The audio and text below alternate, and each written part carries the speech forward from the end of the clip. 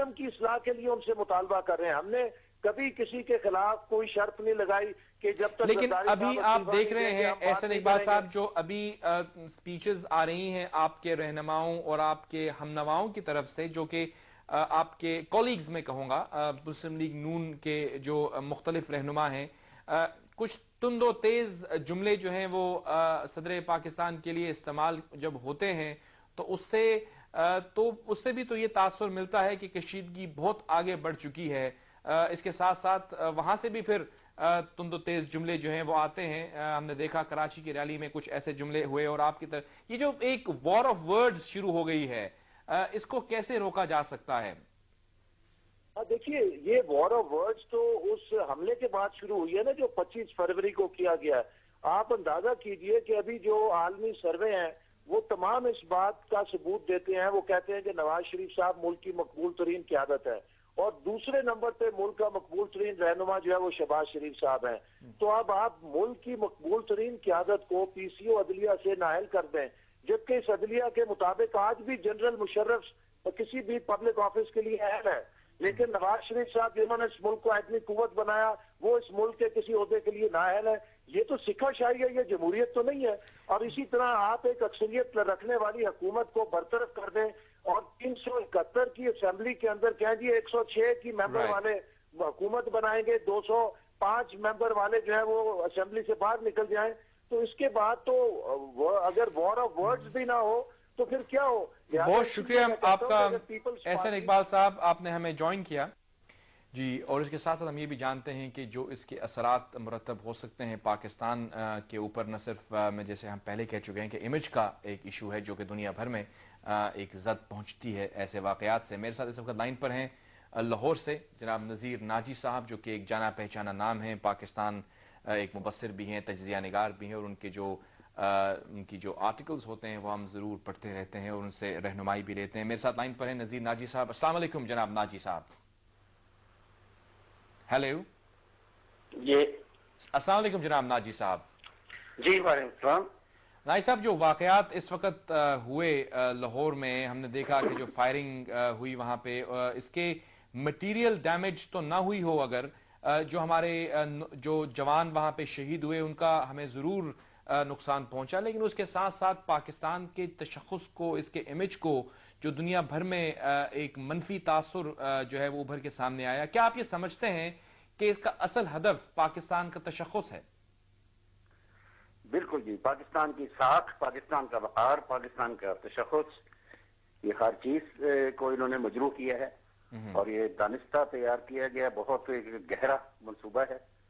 جو پاکستان کے جو تباہی کا عمل جاری ہے اس کو تیز کرنے کے لیے ہے. کیونکہ آپ جانتے ہیں پہلے یہاں پر دنیا بھر میں ایک الزام ہم پہ ہے کہ پاکستان میں دہشت گردی پھیل رہی ہے تیزی کے ساتھ، اور یہاں واقعات بھی اس کے ہوتے ہیں، آپ کے علم میں ہیں وہ بھی، جی، کہ پاکستان کا کوئی شہر دہشت گردی سے محفوظ نہیں رہا.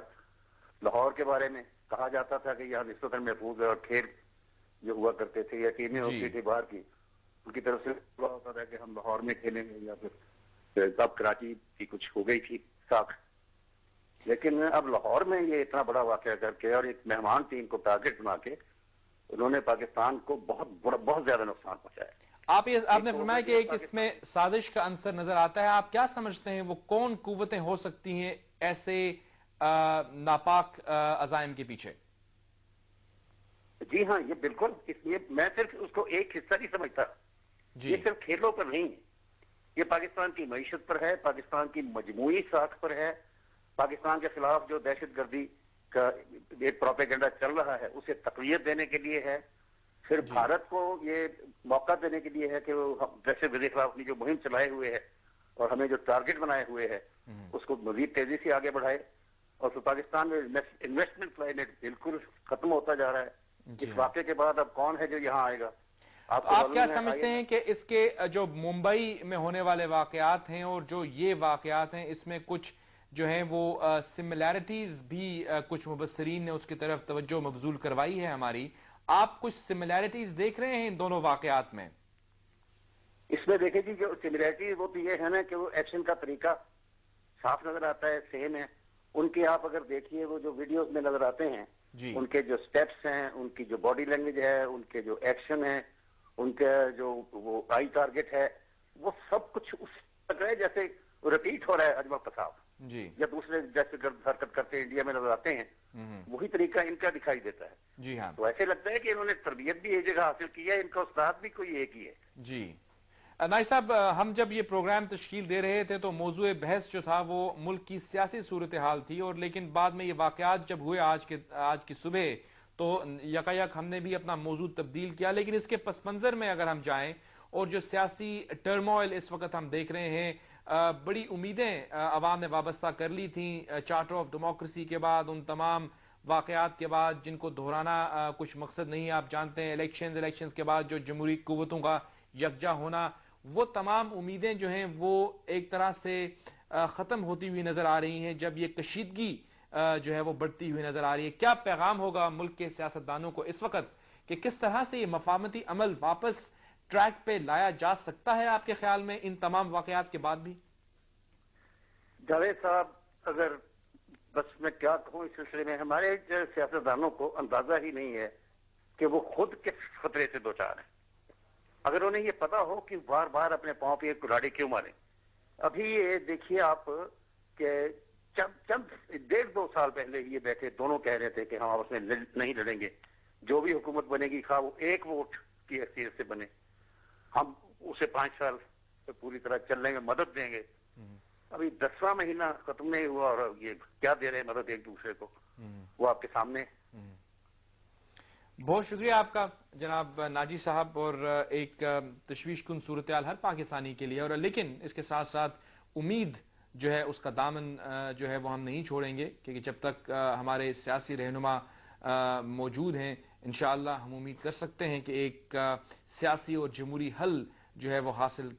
کر لیا جائے گا اور یہ تمام پروسیس جو ہے ریکونسیلیشن کا وہ ایفرٹ جو غالباً محترمہ بینظیر بھٹو کا خواب بھی تھا اور اس کے اوپر ان کی پارٹی عمل بھی کر رہی ہے نواز شریف صاحب بھی چارٹر آف ڈیموکریسی کے سگنیٹری ہیں امید ضرور ہے لیکن اس کے ساتھ ساتھ خصوصاً یہ جو واقعات ہیں لاہور کے اس کے بعد میں یہ سمجھتا ہوں کہ لمحہ فکریہ ہے ہمارے رہنماؤں کے لیے کہ ہمیں یکجا ہونا ہمارا کتنا ضروری ہے کتنے لوگ ہیں کتنی قوتیں ہیں جو ہمارے ملک کے خلاف سازشیں کر رہی ہیں اگر ہم یکجا نہیں ہوں گے تو یہ ہمارے لیے بہرحال اچھا نہیں ہو سکتا میں امید کرتا ہوں کہ ان موضوعات پر ہم بات کرتے رہیں گے اور آپ کی آراء بھی ہمارے پروگرام میں شامل حال رہیں گی آپ ہمیں ای میل کر سکتے ہیں javedmalik@arydigital.tv انشاءاللہ آئندہ آپ سے دوبارہ بات ہوگی until next time this is me Javed Malik saying اللہ حافظ